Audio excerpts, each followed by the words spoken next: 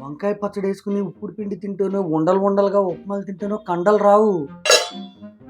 Protein protein కావాలి. చెప్తే అర్థం చేసుకోరు. జిమ్కి వెళ్ళే ముందు ప్రీ వర్కౌట్ కావాలంటే జంతికలు చేగోడీలు పెడతావా?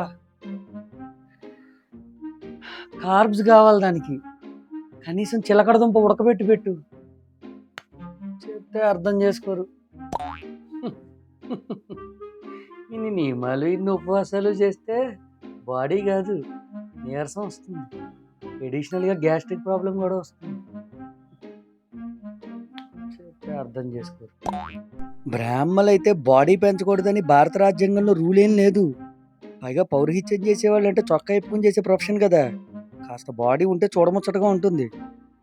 చెప్తే అర్థం చేసుకోరు. వీడియోలు చూసి బాగున్నాయని చెప్తే సరిపోదు, ఫాలో చేసి అందరికీ షేర్ కూడా చేయాలి.